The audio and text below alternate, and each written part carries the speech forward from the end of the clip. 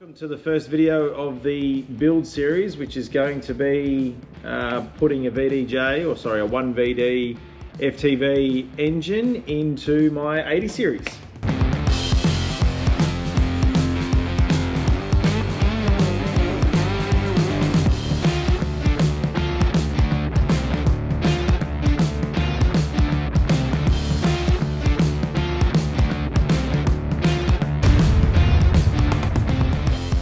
I guess where this project came from, the 80 series in my opinion is probably the pinnacle of Landcruisers. You know, I've owned 40s, I've owned 80s, I've owned 200s, I still have a 200.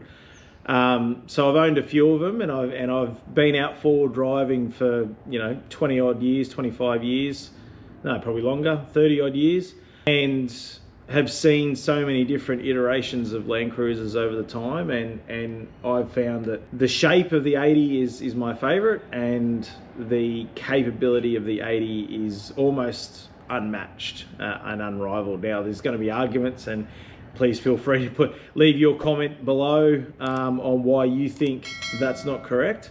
But yeah, in terms of shape, in terms of capability, yeah, the 80 just, for me, it's the best Landcruiser you can have. So I use this one not as regular as I'd want to. I bought it as basically a bush basher. I didn't want to destroy the 200 too much. You know, the first 3 years of the 200's life, it did some pretty gnarly tracks and that. But the first Tassie trip I did in 2020, I bought this in the lead up to it, knowing full well that it's going to have to go to that next level.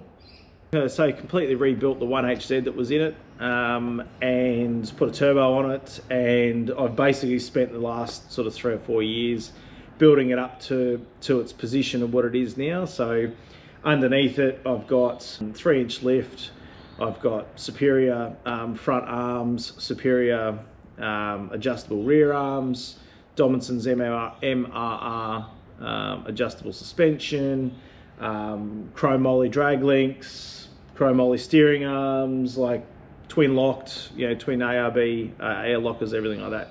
Got a high mount winch, dual battery system. It's got the works, right? So it's a fully capable setup rig, and I just love it. And the other part of it as well is, if you've been following the channel as well, you know that Dad was very important to me, and Dad was a panel beater, and he passed 5 years ago, but I have a bit of a shrine to him up in the shed as well. But the 80 series was synonymous with him, you know, so he bought one of the very first ones in 1990, and I just remember growing up, you know, forward driving basically in a silver 80 like this. So to me, it has a bit of sentimental attachment in that as well. So the time came to go, well, you know, the 1HZ just isn't doing it for me anymore, particularly after, you know, when you drive the 200, it just, yeah, you jump back in this thing, you're like, yeah, I'll see you in 20 minutes, you know, sort of thing with the convoy and that. So I was always going to put an engine conversion in this. Obviously, I did the Barra conversion in the 4580 that I had. I wasn't a great fan of the Barra. I know that there are passionate supporters out there, but I wasn't a great fan of the Barra. Too high revving for me, like to get all the power, you sort of, even though I got mine tuned real low, so it brought in the torque very early. I wasn't a fan of it, and arguably I don't like the sound of them either. I always wanted to do a V8. So the V8 was always the big ticket item for me. I mulled over the idea after seeing Billy McKinnon's shop truck, the Coyote truck. I'd mulled over putting in a Coyote 5-litre, so a Ford 5-litre V8 out of a Mustang. The only thing the two things that were holding me back with that was, one, again, it needs to be high revving, so it brings in its power at a higher place, right? So you have to, you know, basically wring its neck, sort of like an LS as well. Like LSs need to be wrung their neck as well. But that's not the way that I drive. I like the low and slow, you know, climbing part, and then be able to put the foot down when you need to put the foot down, but not have to put the foot down all the time. So that was one thing. And then the second thing is, it's pretty much untested in the bush. Like, there aren't too many at all out there. So how do they get drowned on $1,000 track in Tassie? You know, how do they handle going up and down the high country, you know, all the steep climbs in the high country and that? To me, it's sort of an untested project. I'd love to put one in, and I'm not saying that I never will, but this one right now, it's just not, it wasn't right for me. So it's sort of left, you know, a VD conversion, 1VD conversion. So basically a 79 series engine. So I'm going to go the single turbo option rather than twin turbo option. To me, it's proven in the bush. You don't need high revs. It suits my driving style better. And then I've actually got spares, you know, so oil filters, oil, everything that I can do.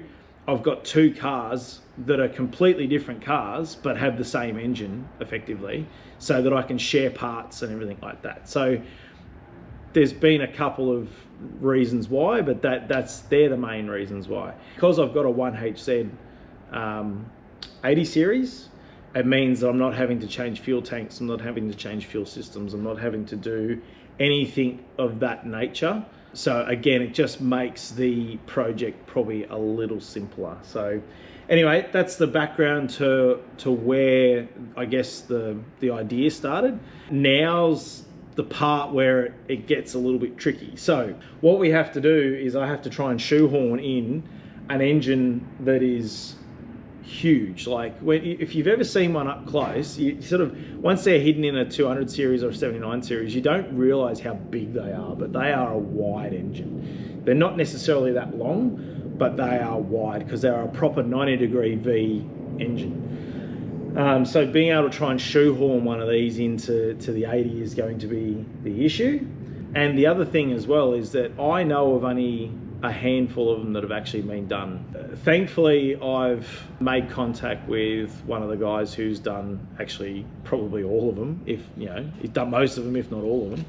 You'll see him throughout this build series pop up from time and time again. He's based in Cobram, and he's already done all the design work around engine mounts and airboxes and crossover pipes, and there's a whole lot of stuff that goes into a conversion like this. The easy part is taking everything out. The hardest part is putting everything back in. So there's even things like, you know, I'm gonna have to take the full cab off, get best access to it because I need to panel beat some of the firewall. It's all that sort of IP that he has that I'm gonna try and leverage off as best I can whilst completing it all in the sheds. I don't know how long the build series is going to be, but I've set myself a due date. Now I've got a boys golf trip that's happening in October. It is mid-August at the moment. So I've effectively got 7 weeks to get this done. Now that might seem like a lot of time, but you got to remember that I also have a business to run as well and clients to service and whatnot. So this isn't my full-time job. This is what I do on weekends and at nights and stuff like that. So yeah, time will tell whether that will actually get done. So just working through the last little bits. There's been a lot of cleanup, so obviously gone through and cleaned up all the cams, all the lifters, all the rockers. Got new timing chains. Yeah, just got a whole heap of stuff.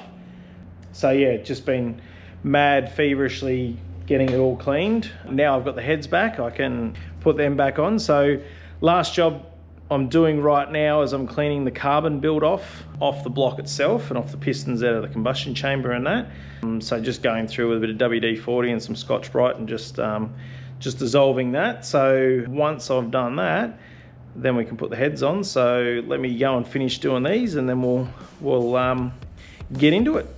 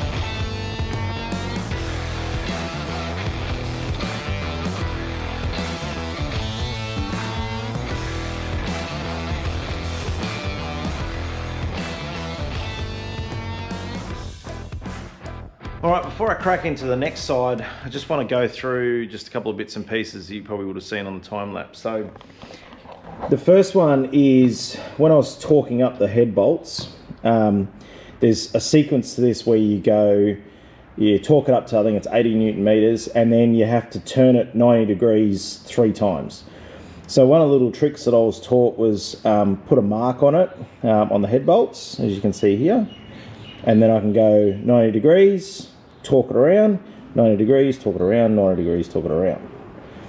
So I've laid everything out on the bench, so I knew everything, because everything has to go back in the same spot, right? So all the rockers have to go back into the same areas, all the lifters have to go back into the same areas, everything like that. So obviously everything's all nice and clean now.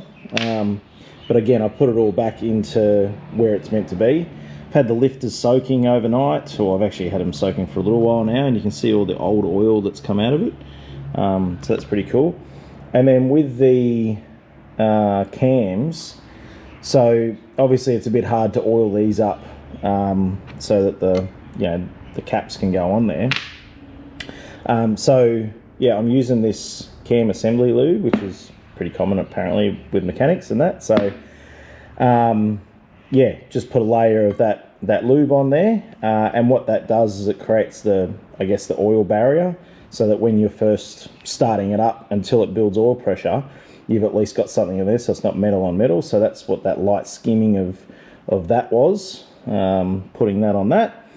And then I actually snapped 2 of these bolts, because these are only torqued up to like 10 Newton meters, but for some reason it just wasn't clicking on the torque wrench.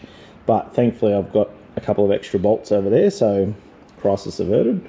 So yeah, that's sort of just a bit of a background of what was happening here. So I'm going to get to work on assembling this side now, and then we'll come back and see where we're up to.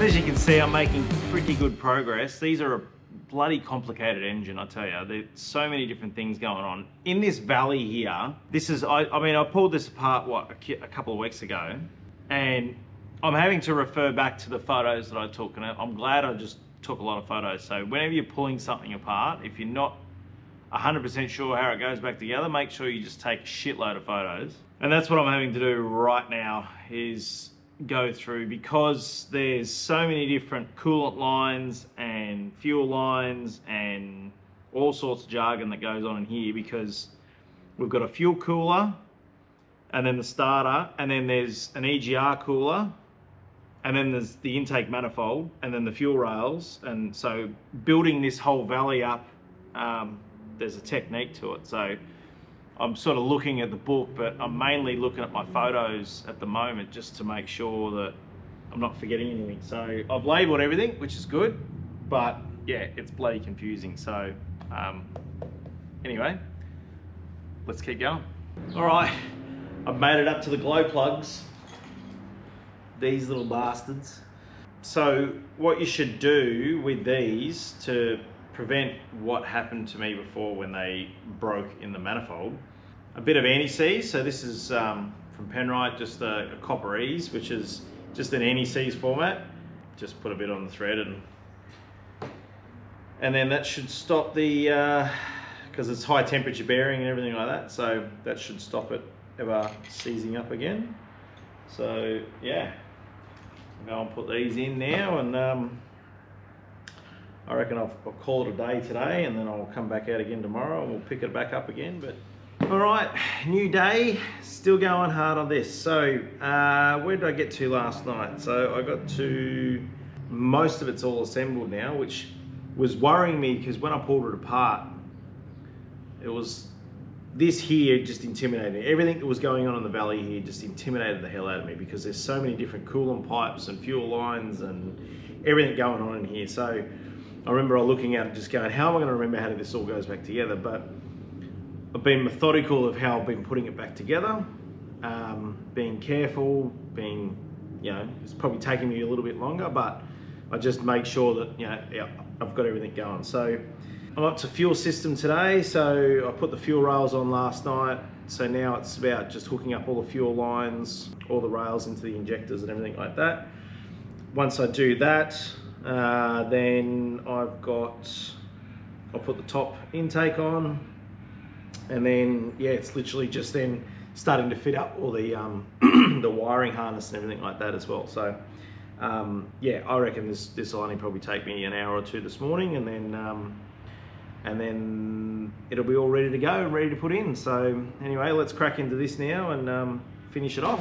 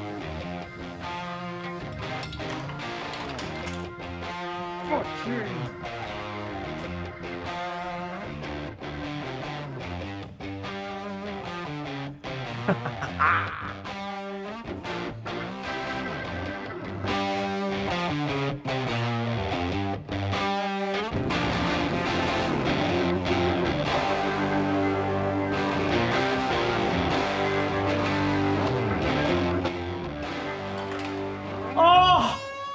How close was that?